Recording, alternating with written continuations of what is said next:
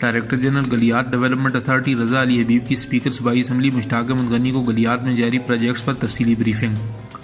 مشتاق احمد غنی نے director general Galiyat development authority کو ہرنوں کی بیوٹیفیکیشن اور تعمیرات سے متعلق قوانین اور بین الاقوامی سطح کا سیاحتی مرکز بنانے کے لیے منصوبہ بندی کرنے کی ہدایت جاری کر دی۔ گلیات میں پانی کے دیرینہ مسئلہ کے حل کے لیے وزیر اعلیٰ سے معاملے کے حل اور مری واٹر بورڈ سے معاملات کے لیے کمیشن بنانے کی یقین دہانی کروائی۔ اس موقع پر ان کا کہنا تھا کہ ایبٹ آباد میں کوڑا کرکٹ کو تلف کرنے کے لیے سلٹ کے متبادل جگہ دینے اور دمتوڑ بائی پاس کے قریب کوئی جگہ مختص کرنے کے لیے کمیٹی اپنی ورکنگ کر رہی ہے۔ گلیات میں جنگلات کو محفوظ کرنے اور مقامی لوگوں کو سہولیات فراہم کرنے کے لیے جلد LPG پلانٹ لگائے جائیں گے۔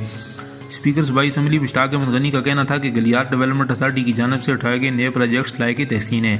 اگر اسی طرح ہمارے افسران اور ادارے اپنی کارکردگی بہتر کر لیں تو وہ دن دور نہیں کہ ہمارا ملک دنیا کے بہترین ممالک میں شامل ہوگا۔ Director general Galiyat development authority کا بریفنگ کے دوران کہنا تھا کہ گلیات میں سیاحت کے لیے ایک نئے باب کا آغاز کر رہے ہیں۔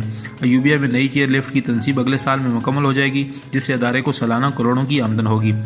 رضا علی حبیب کا کہنا تھا کہ منکال اور دیگر علاقوں میں سیاحوں کے لیے نئی سہولیات فراہم کریں گے۔ ان کا کہنا تھا کہ ٹھنڈیانی کو نتھیا گلی سے ملانے اور پیر صحابہ کو چھانگلہ گلی سے ملانے کے لیے کام کر رہے ہیں۔ برف باری کے دوران سیاحوں کو بہترین سہولیات دینے کے لیے پوری طرح تیار ہیں۔ آئندہ ہفتے ایوبیہ میں سکینگ اور سکیٹنگ کا آغاز کیا جائے گا۔